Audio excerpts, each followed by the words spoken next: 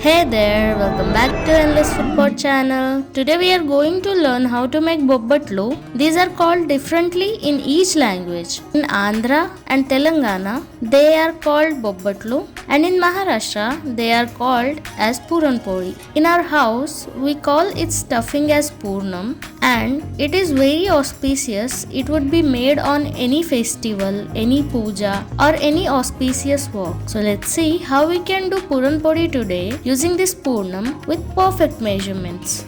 Let's start with the dough. In a bowl, combine 2 cups of wheat flour with half a teaspoon of salt.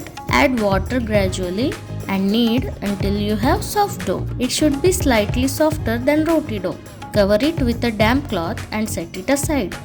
While the dough rests, soak 2 cups of split chickpeas for 1 to 2 hours. Then cook them in a pressure cooker until soft.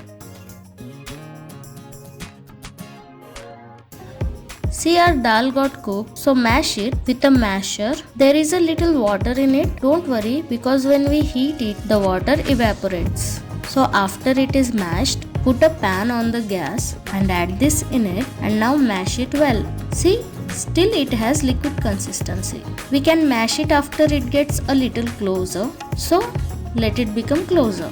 And remember, don't let it burn, so mix it in between. Now look, it's become closer. Let's mash it again. It will mash very well now because all the water has evaporated. After this, now let's add jaggery. This is crushed jaggery. Here I am using 1 cup of sugar and 1 cup of jaggery. I like balanced flavors, so that's why I'm using like this. If you want, you can use complete 2 cups of jaggery or 2 cups of sugar. It's your choice, but here the ratio is 1:1. For 1 cup of chana dal, use 1 cup of jaggery or 1 cup of sugar. Here I used 2 cups of chana dal, so first I added a cup of jaggery. Later I will add a cup of sugar. After adding jaggery, we will again mash it so the jaggery will dissolve in the dal. See, it's releasing its water after adding jaggery. Let's cook this for a minute, then add a cup of sugar. Now mix everything together and now cook this until the water gets evaporated.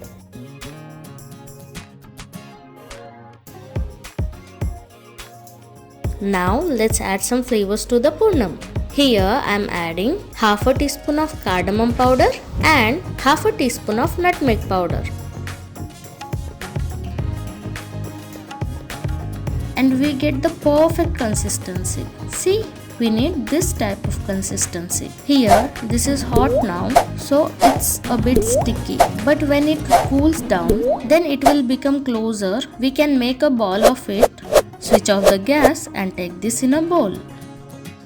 Now, let's roll out our Puran Poli. We have a kneaded dough for that. Make a ball like this. And now we have the Purnam. When we transferred it to the bowl, it was a little sticky and hot, but now it looks like a dough. Let's make it like a big size ball. Once done, stuff this Purnam ball in the dough ball like this. Cover the ball fully with the dough.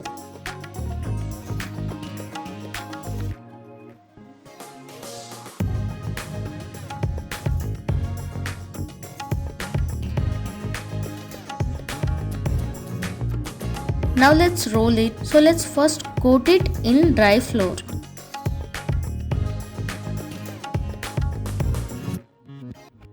After coating it, roll it like this with free hands. That means we should not put our strength on it. So roll on top of it gently and slowly as shown. It should be rolled from 2 sides and not from 1 side only. After making the first side, roll another side. And if needed, sprinkle some flour on it.